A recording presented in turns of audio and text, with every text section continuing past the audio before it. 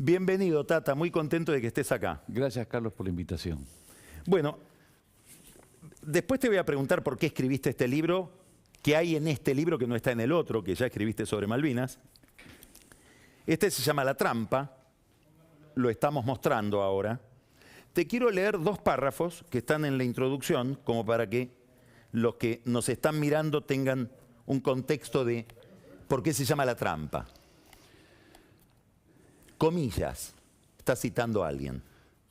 El proceso se ha deteriorado mucho y tenemos que buscar un elemento que aglutine a la sociedad. Ese elemento es Malvinas. Esto se lo dijo a Anaya, el almirante Anaya. Al almirante Luis Sánchez Moreno, embajador en Perú, que va a visitarlo al comando en jefe de la Armada el 19 de diciembre de 1981. Frente al desorden reinante en noviembre-diciembre del 81, cuando se produce esa visita, el vicealmirante Carlos Lacoste, que oficiaba de presidente interino, le dijo al reconocido periodista Claudio Escribano, mientras jugaba con la cadena de oro de su reloj. Muy Tata Joffre la observación. No, de Escribano. No, la observación es de Escribano. Sí. Esto se arregla muy fácil, invadiendo las Malvinas. Claro. Me encanta la idea de muy fácil. Es tremendo. Entonces todo era cuestión de encontrar una válvula de escape, como la caracterizó el vicealmirante Juan José Lombardo. Este es el primer párrafo. El otro párrafo. Esto lo decís vos. Todo salió mal. Al revés de lo que imaginaron los planificadores de la operación Azul Rosario, como fue sucesivamente bautizado el operativo de recuperación de las islas. Simplemente por su brutal desconocimiento de las relaciones internacionales y en especial del mundo que habitaban. Hicieron lo que hicieron para quedarse unos años más con el poder. Pero la derrota militar abrió una caja de Pandora que los obligó a salir a las corridas. Este libro se llama La Trampa y vos lo que contás en este libro es la genealogía, la trama con mucha documentación, sí, de por qué tomaron esa decisión equivocada. Porque Anaya sostenía, o va a sostener después de la derrota ante la Comisión Rattenbach, que no se hizo por la mala situación que se vivía en Argentina. Se hizo porque había que hacerlo, porque Gran Bretaña no iba a negociar por tantos años, y que era agresivo y que había que recobrar la dignidad. Y es todo falso. Es todo falso porque Malvinas se hace para salvar el proceso militar. Malvinas se hace para salvar el proceso militar. Primero,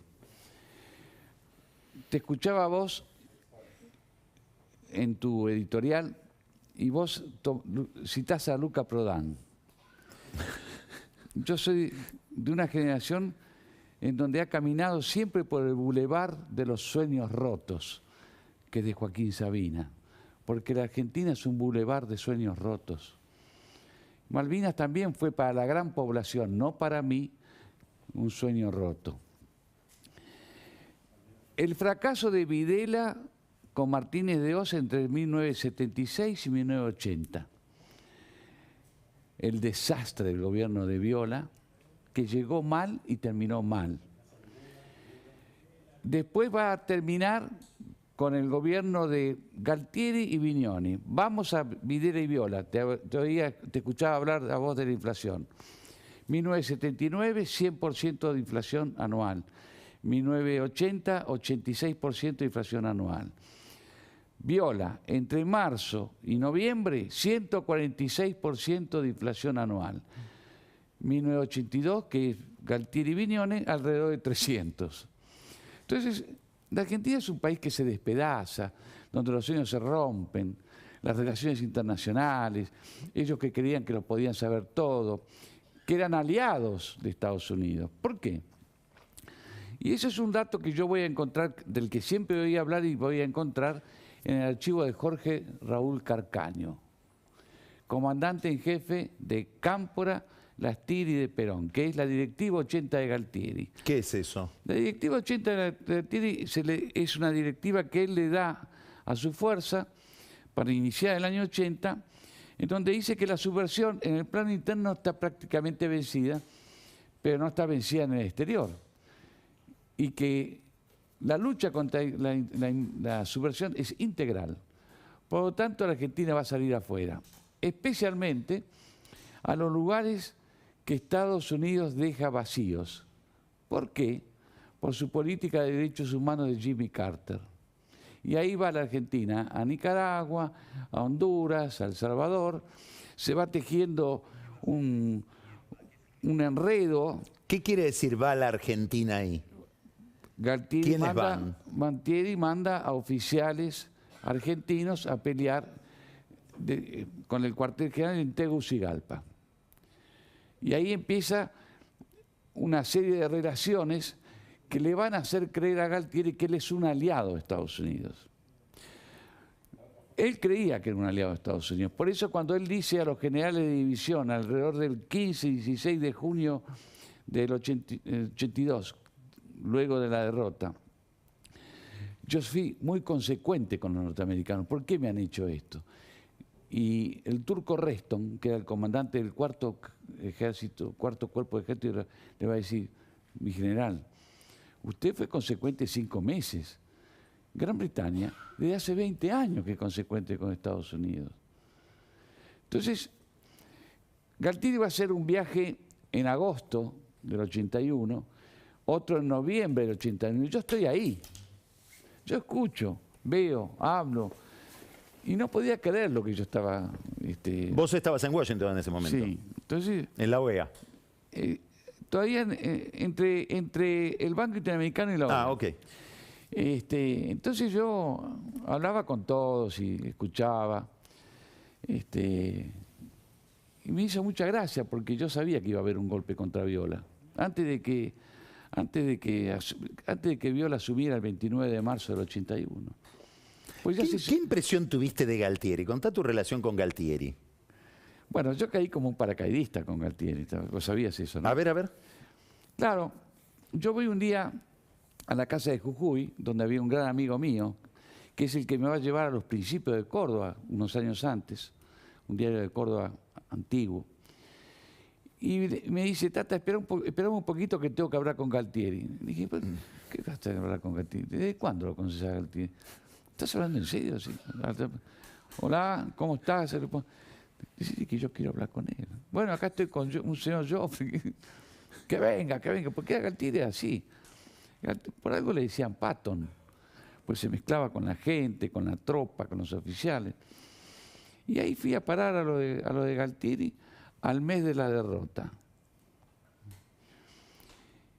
Después... ¿Fuiste con la intención de una entrevista formal o para charlar nomás? No, yo fui a charlar. Si yo le digo que voy a una entrevista, ni habla. Ajá. Si yo pongo un grabador, tampoco habla. Entonces yo escuchaba, a las 2 horas me despedía, ya nos volveremos a ver, general. Me iba a la pizzería que quedaba a una cuadra y bajaba todo en mi libreta. A la segunda vez, frente a las cosas que yo iba escuchando, llevé a un amigo mío, Roberto Ángel García. Roberto Ángel García. Y entonces seguimos. Pero Roberto, viste que medio vago. ¿Cómo? ¿Cómo? Terminaba la entrevista y yo me iba a la misma pizzería, bajaba todo. Te va a costar carísimo esto que acabas de decir. Fui a una tercera entrevista. Y ya después de la tercera entrevista, la cuarta, nos presentamos con Roberto y dije: general, esto fue lo que usted y yo conversamos. Y el tipo leyó: sí, pero yo no puedo publicar esto. Dice: yo no puedo hablar en estos momentos, ustedes tienen que entender, pero con la primera persona que voy a hablar es con ustedes, con este. Bueno, la suerte es que en ese momento otro señor de apellido Montenegro, con un progresista posteriormente, hombre de Página 12, uno que tiene una voz de galán, No, tiene una voz muy gruesa, página 12, un galán.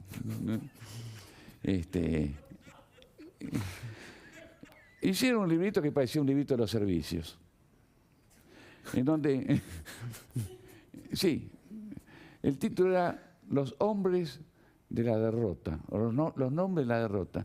Entonces era Galtieri que hablaba, pero no ponía el nombre, lo cual me pareció poco profesional y cobarde. Ese libro. Después, en una revista sale él hablando fotos y dije, no, entonces ahora me voy a Florida Garden. Gente. No, en la revista no era de Gente, era una que manejaba Fontevecchia.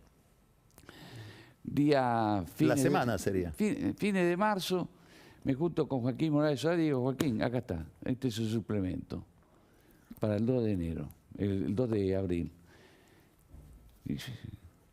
En Clarín. En Clarín.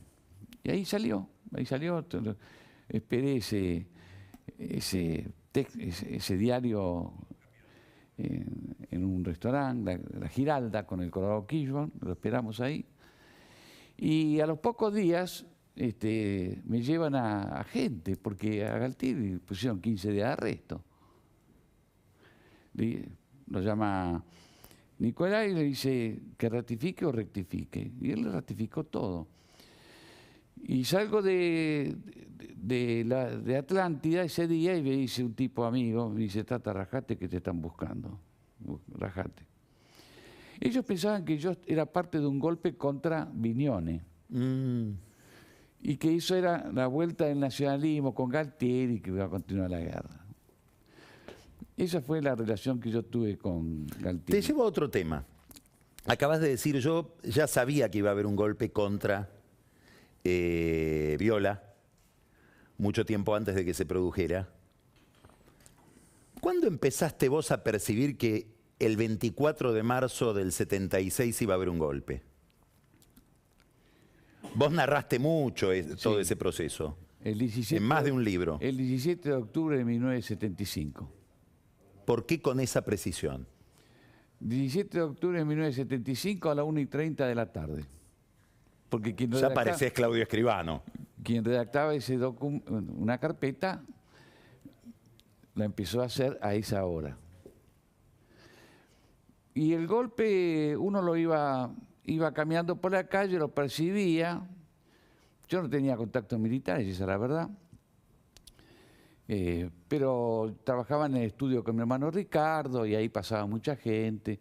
Yo anotaba todo. Yo tengo una carpeta hecha las horas previas y posteriores del golpe. Sí.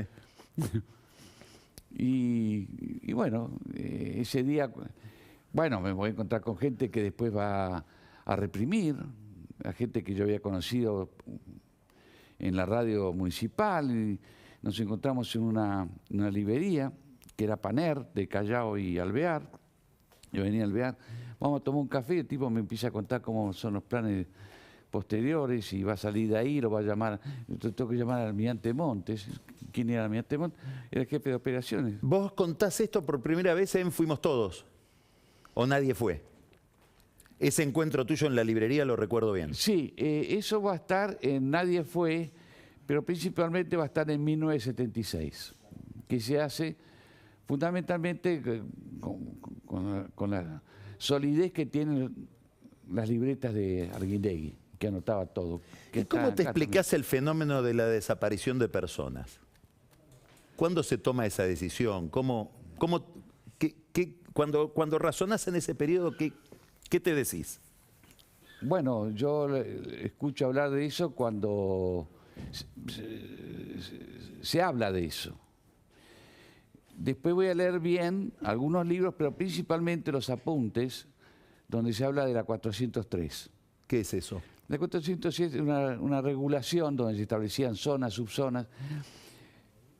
La desaparición de personas es la consecuencia del odio y el enfrentamiento argentino de ese tiempo, pero fundamentalmente es la ausencia de la Cámara Federal Penal de la Nación que rigió la justicia argentina entre julio del 71 al 25 de mayo del 73, donde se derrotaba a la subversión con la ley en la mano, pero habían grandes jueces. Esos jueces fueron abandonados el 25 de mayo por los propios militares, algunos se fueron al exilio, a otros mataron como a Quiroga. Eso es la falta de justicia. Y había mucho odio, Carlos, mucho odio. Uno va a tomar conciencia ya de la ciénaga por la que caminaba, en el 77. En el 77. Sí, porque en un café cercano a tribunales escucho a dos tipos que hablan delante mío. Uno el día anterior había estado en la ESMA. Entonces había gente que iba con los ojos tapados y otra gente que iba sin los ojos tapados. Este tema de los desaparecidos va a ser un ingrediente más para hacer Malvinas. El aislamiento, el fracaso económico, el fracaso político, el fracaso social, la marcha del 30 de marzo. O sea, vos los veías acorralados. Absolutamente. Bueno, por eso hace unos días escribí una nota. Lambrusquini va a dejar el poder, se lo transfiere a Naya el 15 de septiembre del 81. Y dice, la Argentina no está aislada. Yo dije, Lambrusquini no tenía ni idea de dónde estaba viviendo. Había que caminar por Washington, no te creían. Porque además no solamente estaban los desaparecidos, estaba Bolivia. Argentina intervino en Bolivia y interrumpió el proceso democrático. Yo pasé por Bolivia 3 meses antes del golpe. Y eso también golpeó mucho. Ahora, todo eso comienza por un restablecimiento de relaciones con Ronald Reagan. Por eso, Ronald Reagan, cuando lo llama a Galtieri el 1 de abril, Nixon le dice, me ha costado mucho restablecer la relación, un esfuerzo, le dice, pero lo estamos haciendo, lo vamos a hacer adelante. No le quería decir los agravios de la administración Carter al proceso militar. No sabe lo que era eso. Patricia Deria, esto y lo otro. Y Galtieri, la respuesta de Galtieri a Ronald Reagan, los hechos están en el aire, están dados. Así. Le dice, presidente, si ustedes van a la guerra con Gran Bretaña, la opinión pública norteamericana me va a volcar a mí del lado británico. Margaret Thatcher es mi amiga y el Reino Unido es un viejo aliado de los Estados Unidos. Por favor, no hagan esto. Ya no podían volver para atrás. ¿Por qué no podían volver? Porque se habían cortado las comunicaciones. Por eso, al día siguiente, mientras está cortando un pedacito de salame con una persona en un departamento privado de Talcahuano, casi Santa Fe, Galtieri dice, los americanos me dejaron solo. Hermano, si te dejaron solo... ¿Cuándo fue, durante el periodo de la guerra, el momento en que vos viste que estábamos más cerca de que se encontrara una solución? Nunca. Nunca. No, porque si vos y yo vamos a discutir sobre este vaso, y yo para sentarme a negociar este vaso con vos digo, este vaso es mío a partir del 31 de diciembre de 1982. Era la soberanía. Los ingleses dicen, no me pueden sentar a mí a negociar la soberanía y me dan una fecha, una terminación y además se entiende que es Argentina, entonces ¿para qué estoy sentando acá? El otro inconveniente que hubo es que los británicos pusieron en la mesa a los pobladores, a los kelpers, y que había que tener en cuenta a los deseos. Vos lo explicás bien la posición de Costa Méndez en ese punto. Los ¿no? deseos y los intereses. Y Costa Méndez va a aceptar ser canciller con esa condición, con la condición de que se comienza a hacer una política agresiva con Gran Bretaña. Por eso, tras un acuerdo medianamente razonable que nace en Nueva York entre el 27 y el 28 de febrero, 26 y 28 de febrero del 82, Costa Méndez lo deja de lado y emite... ¿Y ahí vos creés que empieza el proceso? Que termina en la... No, Carlitos, el proceso empezó antes. Bueno, como venías contando, pero la historia concreta de la ocupación. El proceso es acá. Yo te la pasé. A ver. El día 22 de diciembre del 81 asume Galtieri como presidente de la Nación. El día 21, el mismo día, pero no se ve la letra, el mismo día, a la mañana, Anaya escribe a mano con su letra chiquita. Esta es la letra de Anaya. Sí, la orden de iniciar el operativo de recuperación. ¿Costamendi sabía de esto? Costamendi va a decir que el canciller, se enteró ¿no? después. Pero él sabía que venía una política muy dura. Y te interrumpí. ¿Anaya dice ahí? Habla de la ocupación de Puerto Stanley. Toma, te traje una fotocopia y te la regalo, Carlos. Este es el comienzo de los hechos. Ese es el comienzo. Bueno, el comienzo empieza unos días antes. Digamos que el comienzo es el 15 de diciembre del 81, cuando Anaya va a Puerto Belgrano a ponerlo en posesión del cargo a Lombardo, y en un momento le dice, quiero que me acompañe, vamos a andar en un auto, vamos a hacer una visita a una unidad. Y ahí le dice, quiero que me actualice los planes para... que es el mismo plan del año 81, mayo del 81, en donde él habla de eso que vos dijiste recién, que era una válvula de escape. Eso es lo que podía significar. Que en cierta manera es lo mismo. Lombardo. Es lo mismo. Te quiero llevar a otro tema. Sí. 2 temitas más. Sí. Macri acaba de hacer una reivindicación de Menem. Vos lo conociste muchísimo como periodista, después como funcionario, como embajador de él. Haceme un balance de la imagen que a vos te queda de Menem.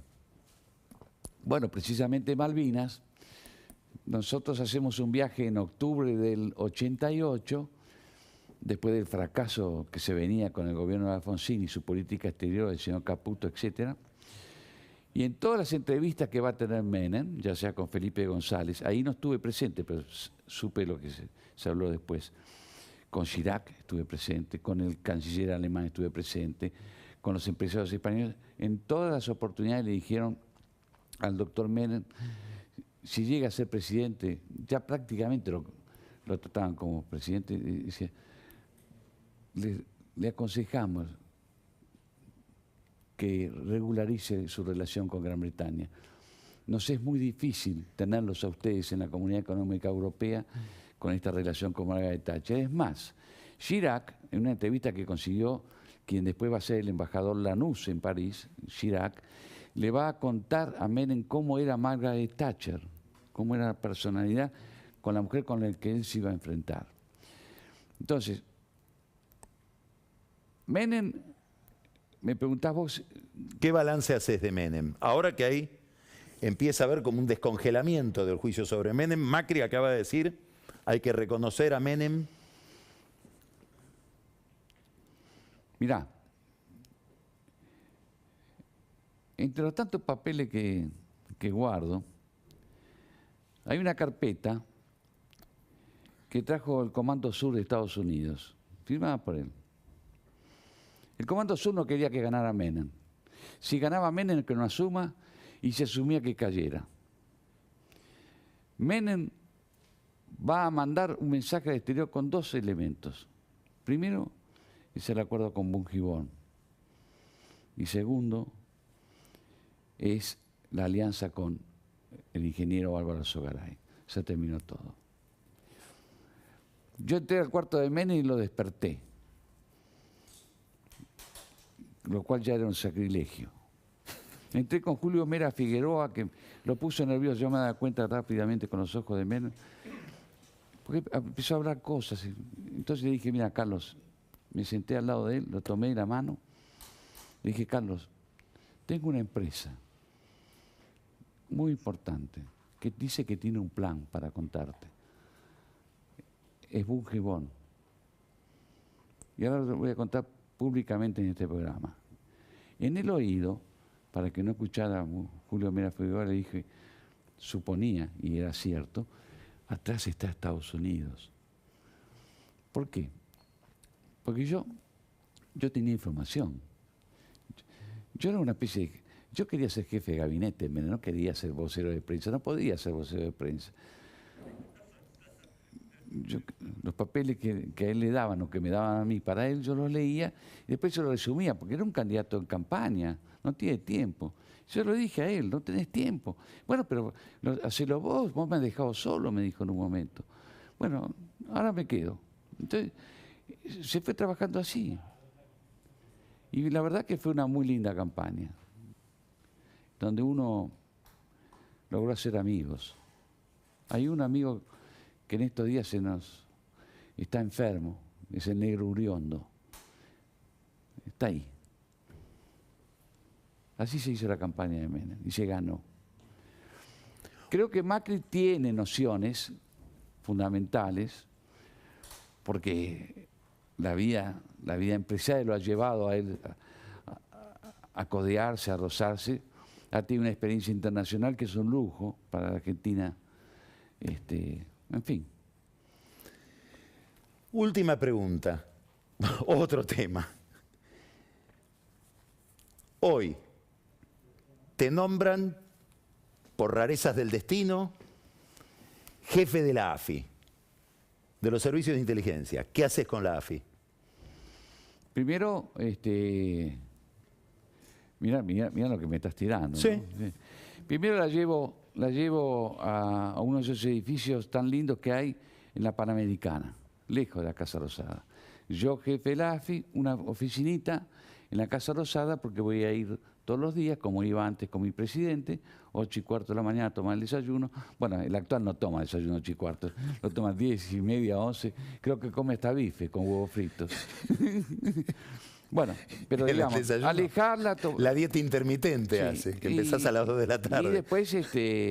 Y después levantarle el espíritu, me parece que lo debe tener muy caído, profesionalizarla. Tendría que buscar un Goyo Molteni, como yo llevé para el área 3, el área exterior. No sé, en fin. Profesionalizarla. Y después yo no te haría un paro contra la Corte Suprema, una marcha contra la Corte Suprema de Justicia, ni tomaría posiciones a veces distantes de lo que puede ser la convivencia democrática, ¿no? Pero no, olvídate, Carlos, no voy a hacer eso. Tata, muchísimas gracias. Seguiríamos toda la noche. Gracias. No, gracias a vos. Gracias por la invitación. Bueno, Juan Bautista Jofre, escritor, memorioso, documentado, divertido. Ahí estuvo. Muchas gracias. Vamos a un corte y volvemos ahora con Pancho Olivera, que nos va a hablar de varios temas, sobre todo un tema que tiene que ver, un tema insólito. Quédese porque le va a llamar mucho la atención. Tiene que ver con la policía de la provincia de Santa Fe. Y Daniel Vilota con una caja de novedades sobre la provincia de Buenos Aires, la intimidad del poder allí y muchas novedades más. Ya volvemos.